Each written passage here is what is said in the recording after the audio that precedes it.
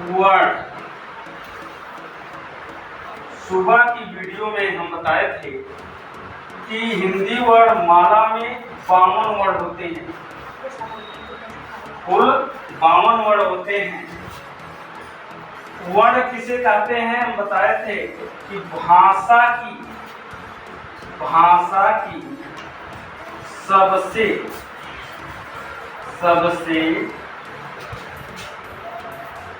छोटी इकाई को ध्वनि या वर्ण कहते हैं,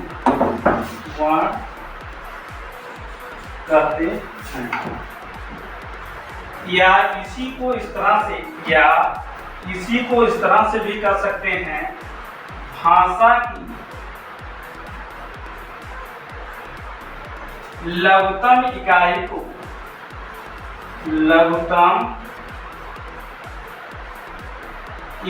को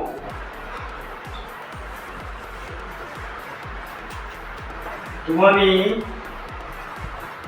या वर्ण कहते हैं। भाषा की लघुतम इकाई को ध्वनि या वर्ण कहते हैं, लेकिन यदि कहा जाए भाषा की सार्थक लघुतम इकाई को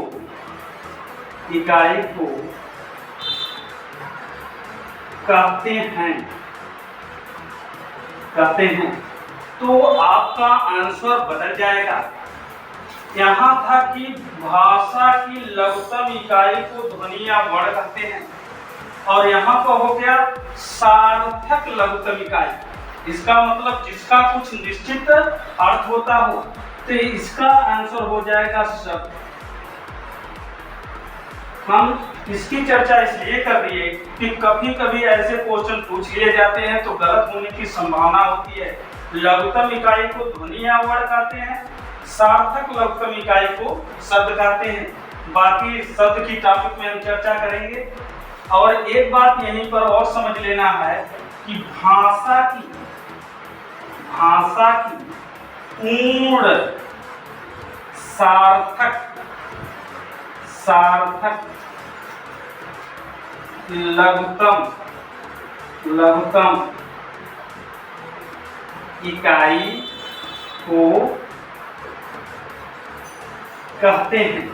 कहते हैं। वाक्य। भाषा की पूर्ण सार्थक लघुतम इकाई को कहते हैं वाक्य। अब देखिए यहाँ पर था लघुतम इकाई को कहते हैं ध्वनि या वर्ण।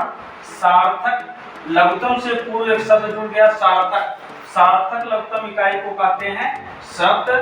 पूर्ण सार्थक लघुतम इकाई को कहते हैं वाक्य। जैसे तीनों में कंफ्यूजन हो जाता है, इसीलिए हम इन तीनों की चर्चा यहाँ पर कर दिए। हम पढ़ा रहे थे वर्ण की टॉपिक। एक चीज यहाँ और समझ लेने की बात है कि जैसे पानी है या शब्द है, इसका कुछ निश्चित अर्थ है, लेकिन इसी को दो भाग कर दें, पा धन नी। अब ये केवल वर्ण मात्र हो गए, और जब दोनों एक में थे तो ये शब्द थी, इसका कुछ निश्चित अर्थ है। ऐसे पूर्ण सार्थक लघुतम इकाई को कहते हैं, कहने का मतलब पूरा अर्थ प्रेषित करता हो। जैसे राम जाता है, अब ये वाक्य हो गया पूर्ण सार्थक, पूर्ण अर्थ देने लगा, राम जाता है। आइए हम वर्ण पर चर्चा कर रहे थे। हिंदी वर्णमाला में वर्ण दो प्रकार के होते हैं। कभी कभी क्वेश्चन पूछ लिया जाता है कि वर्ण कितने प्रकार का होता है, तो वर्ण दो प्रकार का होता है। नंबर 1 स्वर, नंबर 2 व्यंजन। पहले हम स्वर पर चर्चा करेंगे। स्वर कितने होते हैं? 11। अगर पूछा जाता है कि हिंदी वर्णमाला में स्वर कितने होते हैं, तो 11 स्वर होते हैं। जैसे छोटा आ, बड़ा आ, छोटी ई, बड़ी ई, छोटा ऊ, बड़ा ऊ, ए, ऐ, ओ,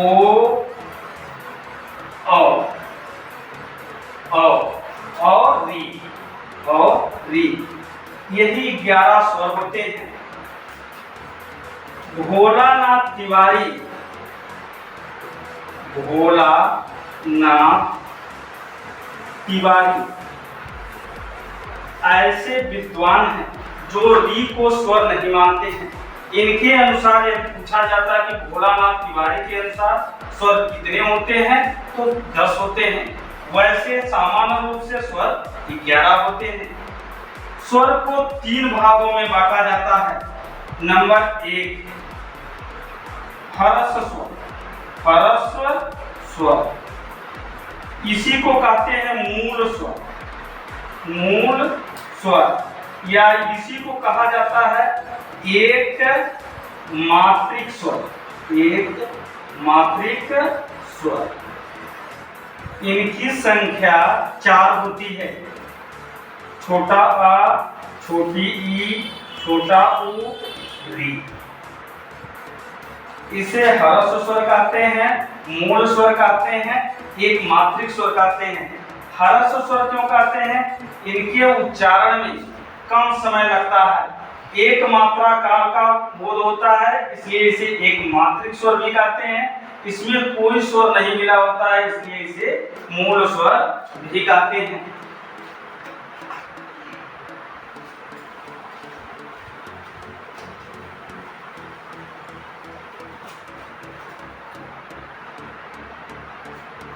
इसके बाद आ जाता है दीर्घ स्वर, दीर्घ स्वर,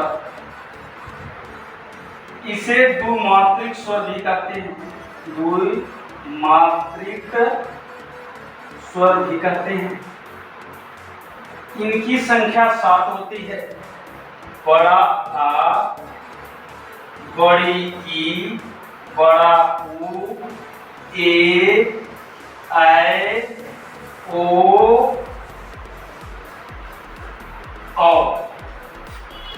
इनकी संख्या 7 होती है। इनको दीर्घ स्वर क्यों कहते हैं? इनके उच्चारण में हर्ष स्वर की अपेक्षा दोगुना समय लगता है, इसलिए इसे दीर्घ स्वर कहते हैं।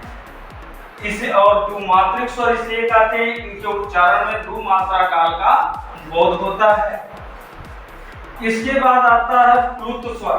तीसरा जो स्वर होता है प्लुत स्वर, प्लुत स्वर। प्लुत स्वर का प्रयोग हिंदी में नहीं होता है, प्लुत स्वर का प्रयोग हिंदी में नहीं होता, लेकिन स्वर के भेद में गणना की जाती है। प्लुत स्वर का प्रयोग दूर से किसी को बुलाने, वेद मंत्रों के उच्चारण या संस्कृत ग्रंथों में किया जाता है। हिंदी में इसका प्रयोग नहीं किया जाता है। जैसे एक शब्द है ओम, अब इसके उच्चारण में 3 मात्रा काल का बोध होता है, ओम। यह क्वेश्चन 2018 टेट के पेपर में पूछा जा चुका है कि निम्न में से प्लुत स्वर का उदाहरण है, तो ओम है, क्योंकि इसके उच्चारण में 3 का मात्रा काल का बोध होता है। प्लुत स्वर को त्रिमात्रिक स्वर भी कहते हैं, त्रिमात्रिक स्वर भी कहते हैं। तो स्वर के 3 भेद हो गए, हर्ष स्वर, और नंबर 2 दीर्घ स्वर, नंबर 3 प्लुत स्वर। अब दीर्घ स्वर को 2 भागों में बांटा जाता है, संधि स्वर और संयुक्त स्वर। संधि, संधि स्वर। और नंबर 2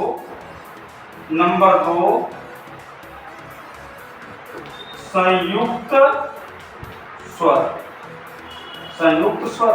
संधि स्वर जैसे बड़ा आ बराबर आ प्लस आ, बड़ी ई, छोटी ई प्लस छोटी ई, बड़ी ई, बड़ा ऊ बराबर छोटा ऊ प्लस छोटा ऊ।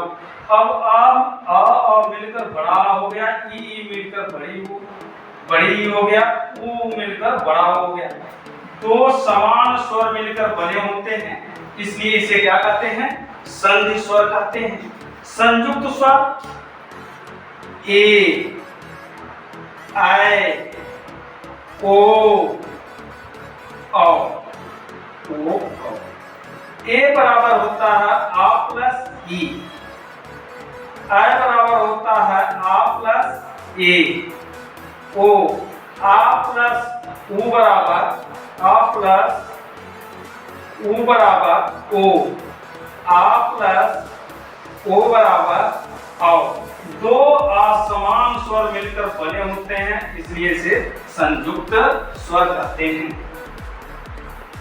संयुक्त स्वर कहते हैं। तो मित्रों, स्वर तीन प्रकार के होते हैं: ह्रस्व स्वर, दीर्घ स्वर, प्लुत स्वर। आपसे बताया कि ये क्वेश्चन प्लुत स्वर से अपना टेट के पेपर में 2018 टेट के पेपर में पूछा जा चुका है कि इस निम्न में से प्लुत स्वर का उदाहरण है। यही पूछा गया था ओम, ओम, क्योंकि इसके उच्चारण में 3 मात्रा काल का बोध होता है। हाँ, बोलिए। दीर्घ स्वर, दीर्घ स्वर या द्विमात्रिक स्वर को भी 2 भागों में बांटा जाता है: संधि स्वर और संयुक्त स्वर। संधि स्वर में आपका आ गया बड़ा, बड़ी, बड़ा ऊ, आ प्लस आ बराबर बड़ा, ई प्लस ई बराबर बड़ी, ऊ प्लस ऊ बराबर बड़ा ऊ। ये 2 समान स्वर मिलकर बने थे, इसलिए संधि स्वर कहलाया। संयुक्त स्वर में आ प्लस ई बराबर ए, आ प्लस ए बराबर है, आ प्लस ऊ बराबर हो, आ प्लस ऊ बराबर हो, इसलिए संयुक्त स्वर कहलाया। तो स्वर, स्वर के बाद आता है व्यंजन। व्यंजन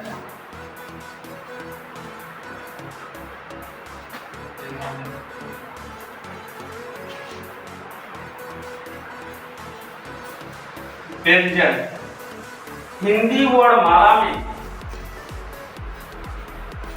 हिंदी वर्णमाला में 33 व्यंजन होते हैं। हिंदी वर्णमाला में 33। स्वर की भांति व्यंजन को भी 3 भागों में बांटा जाता है। नंबर 1 स्पर्श, स्पर्श व्यंजन, स्पर्श व्यंजन। नंबर 2 ऊष्म व्यंजन, ऊष्म व्यंजन। नंबर 3 अंतस्थ, अंतस्थ व्यंजन। स्पर्श व्यंजन इसकी संख्या 25 होती है। ऊष्म व्यंजन इसकी संख्या 4 होती है। अंतस्थ व्यंजन इनकी संख्या 4 होती है।